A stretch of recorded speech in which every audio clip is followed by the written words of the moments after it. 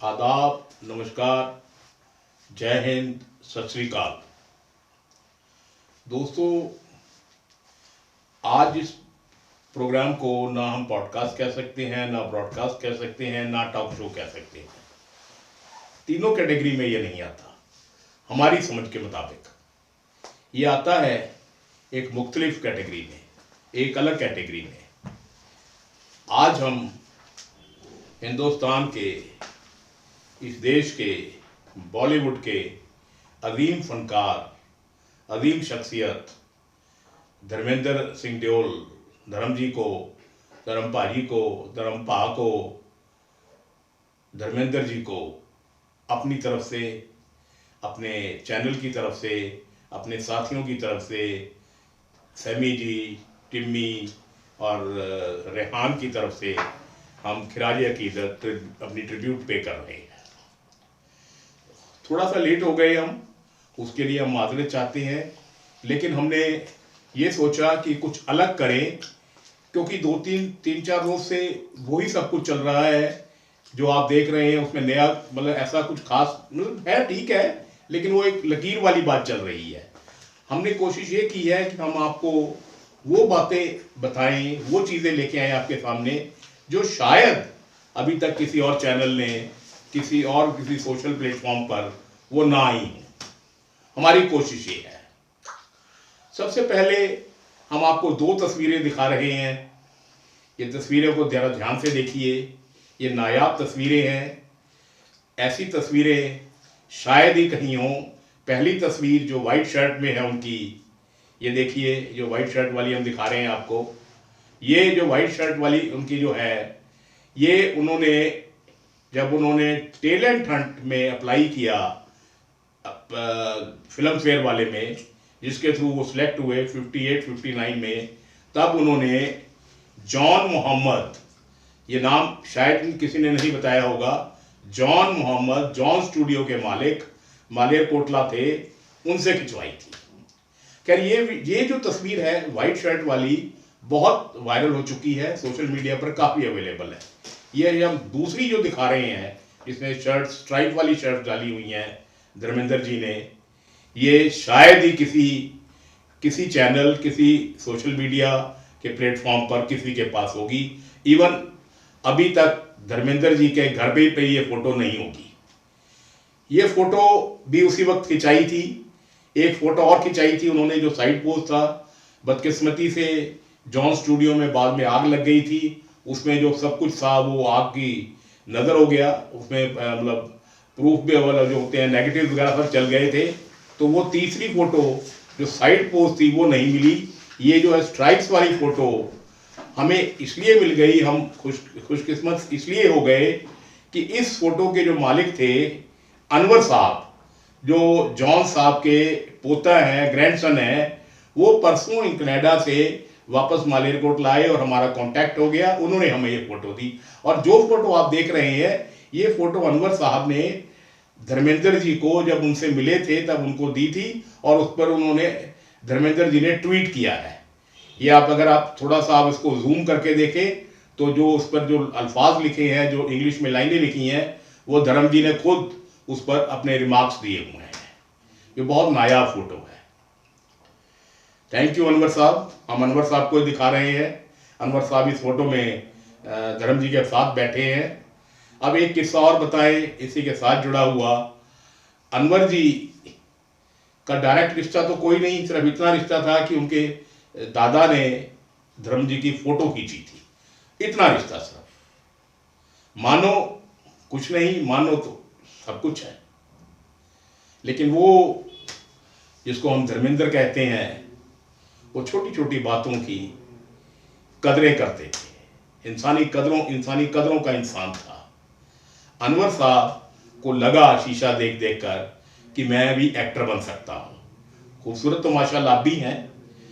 वो आज से 25-26 साल पहले बॉम्बे गए धर्म जी के पास, धर्मेंद्र जी के पास, और यकीन मानिए अनवर साहब ने बताया, एक साल धर्म जी के घर रहे, पूरा 1 साल। क्या इंसान था यार। 1 साल बंदा उसके घर रहा, और ये नहीं कि कुछ रहमो करम के रात उन्होंने दिखाए, रहम दिखाया। अपने साथ रात को शूटिंग पर लेट हो जाते थे तो 12-1 बजे आते थे तकरीबन, तो सुबह लेकिन अनवर से मिलकर उसके साथ नाश्ता करके जाते थे। रात को अगर कभी जल्दी आ जाते थे तो रात को खाना उसके साथ करते थे। और घर में क्या रखा था कि अनवर जहाँ भी कहीं आए जाए उसको गाड़ी देकर रखनी है। खैर वो साल उन्होंने कोशिश की, नहीं बना कुछ, वापस आ गए, फिर कनाडा चले गए।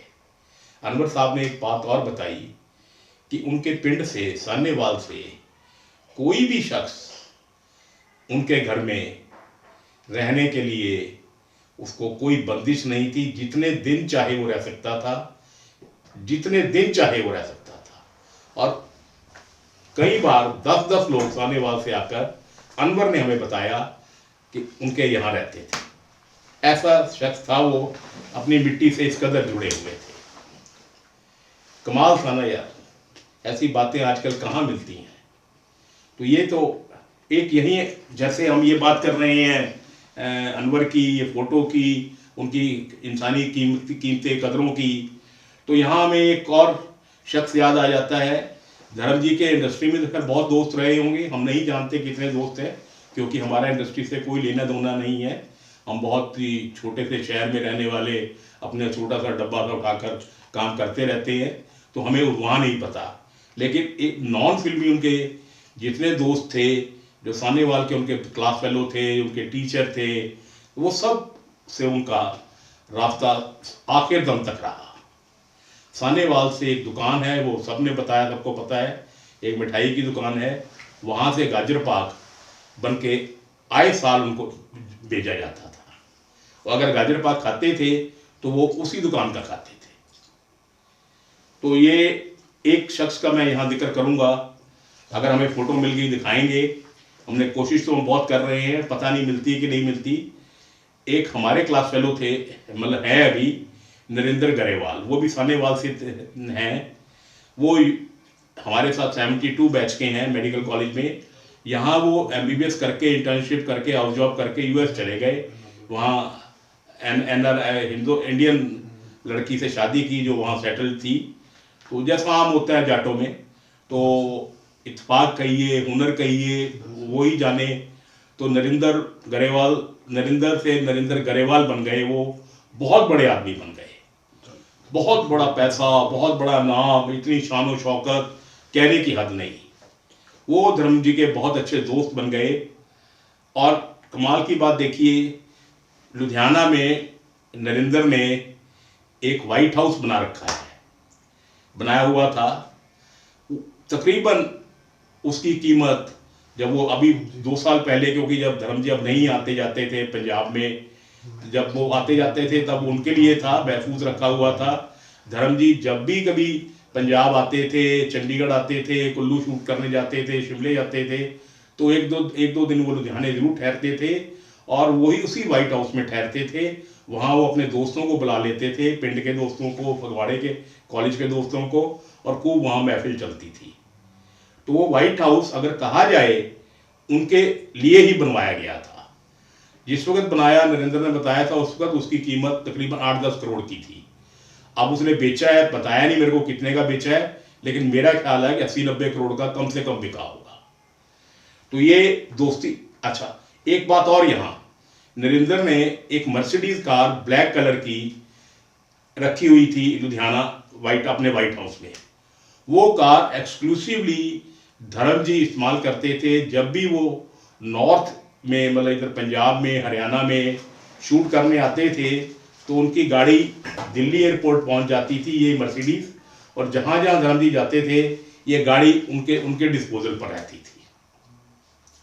एक बार की बात है, यहाँ हमारे एक दोस्त हैं डॉक्टर JPS वालिया, ऑर्थोपेडिशियन है, वो भी हमारे बैच के हैं, लेकिन वो नरेंद्र के काफ़ी अच्छे दोस्तों में से हैं। डॉक्टर मनमोहन मोनी जिसे कहते हैं, वो भी नरेंद्र के बहुत अच्छे दोस्त हैं। तो कुछ साल पहले, तकरीबन 15 साल लगा लीजिए, 15 साल तो कम से कम है, डॉक्टर वालिया ने अपना नया मकान बनाया था फुल्की एनक्लेव में।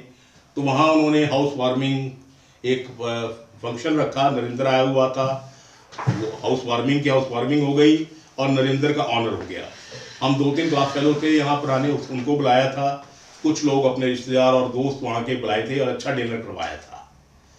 तो तब नरेंद्र उस गाड़ी में आया था, वो हमें बाहर ले गया जहाँ गाड़ी खड़ी थी। तो मेरे को कहता, जो मेरा कॉलेज का नाम था, कहता कॉलेज में मुझको प्रिंस कह के बुलाते थे, वो क्यों, वो बाद में कभी बताएंगे, आज मौका नहीं है।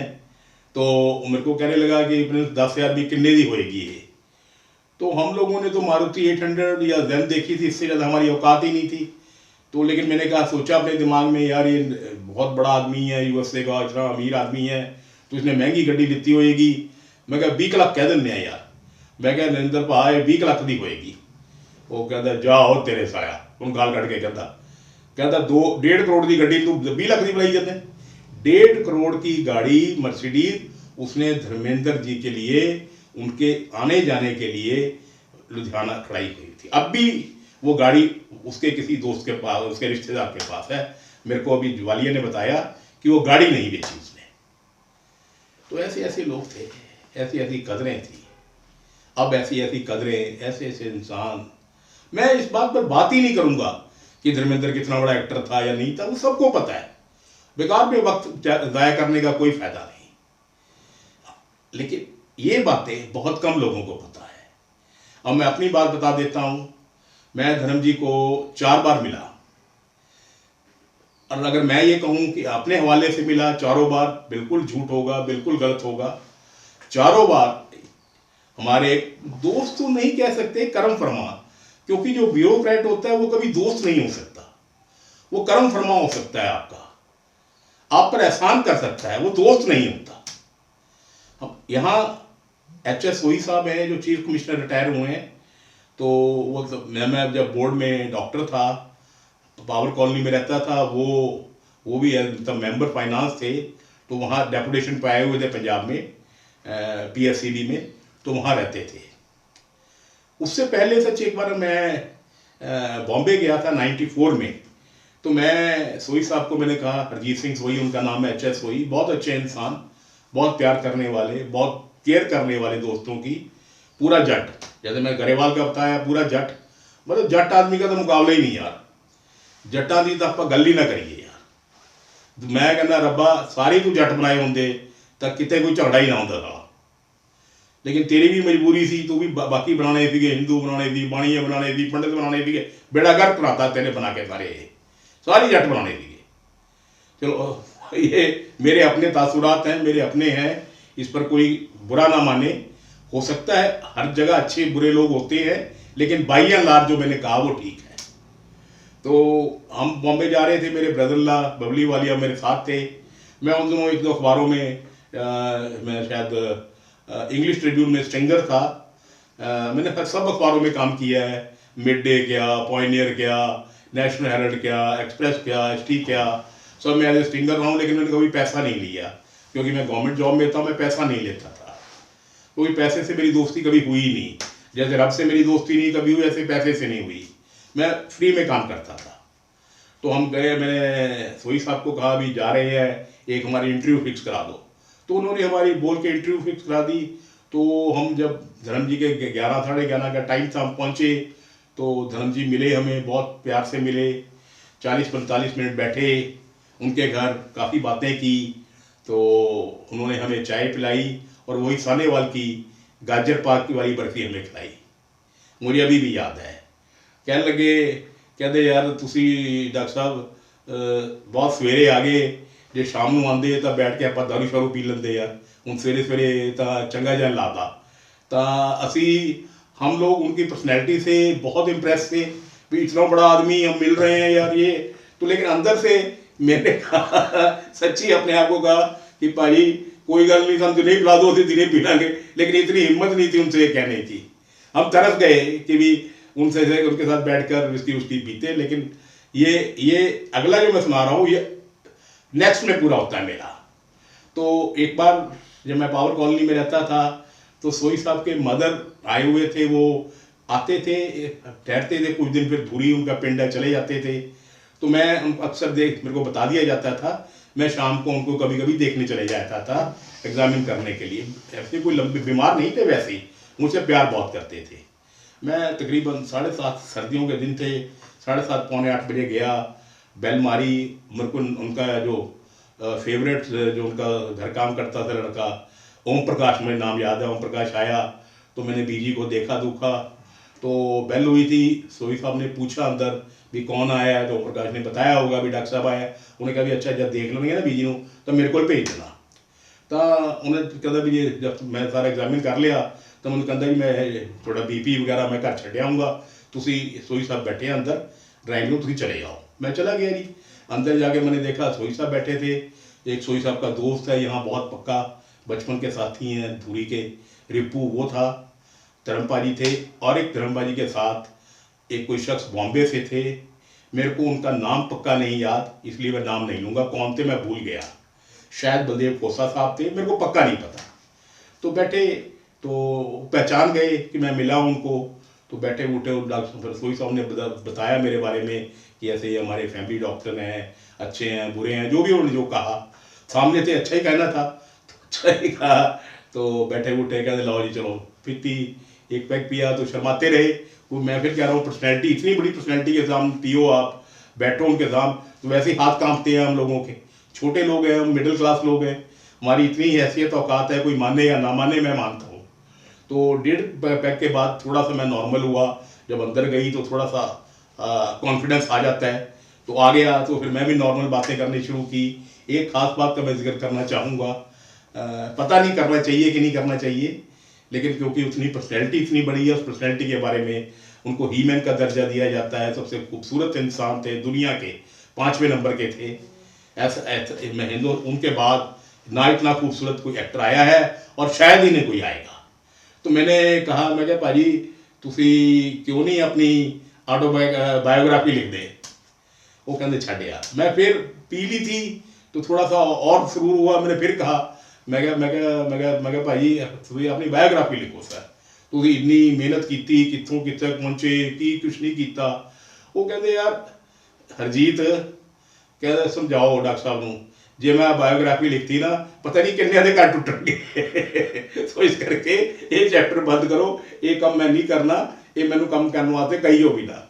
तो ऐसा कमाल का इंसान, क्या बात करें उनकी यार, क्या बात करें उनकी। 300 फिल्में में उन्होंने काम किया।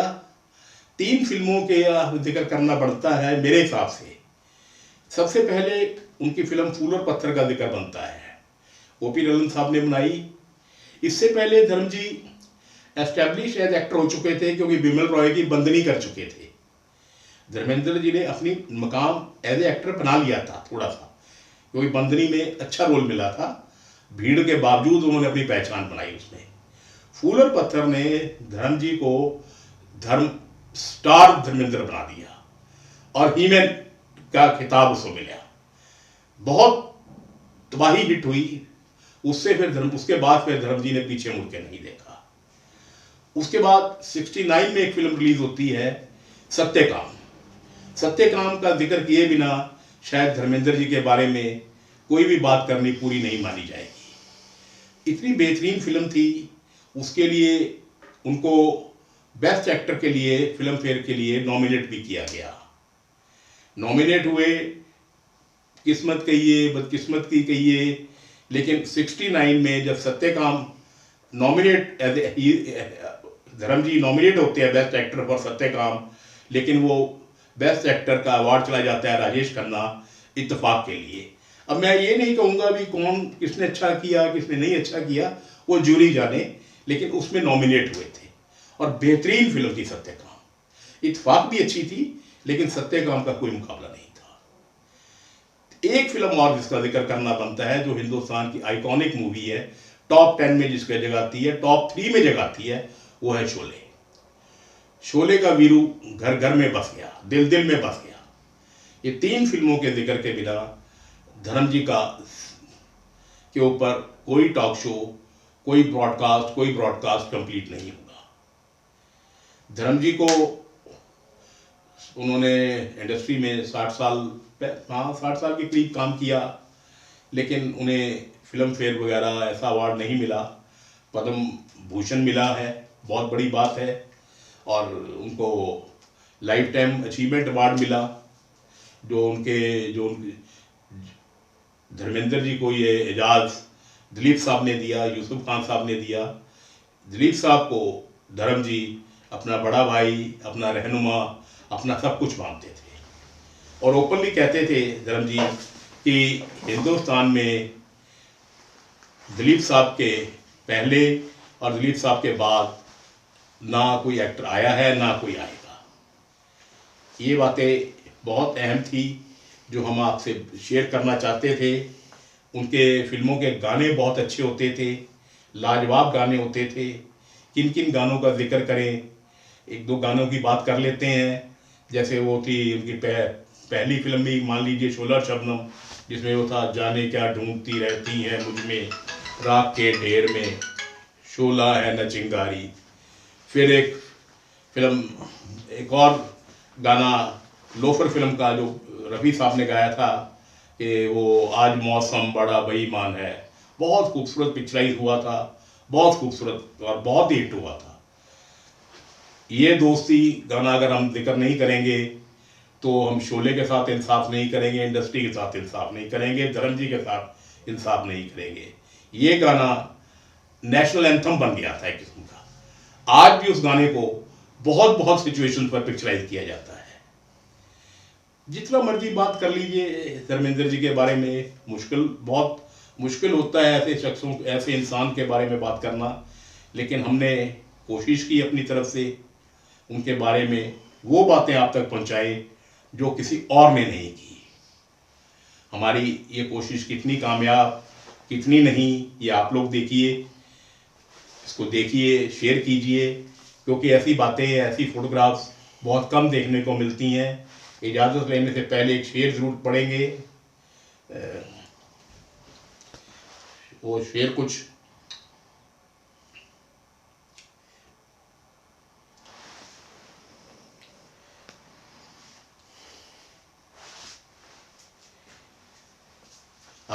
वो शेर कुछ ऐसे है, भुला देंगे तुम्हें भी थोड़ा सब्र तो करो, भुला देंगे तुम्हें भी ज़रा सब्र तो करो, रग रग में बसे हो वक्त तो लगेगा। खुदा हाफ़िज़।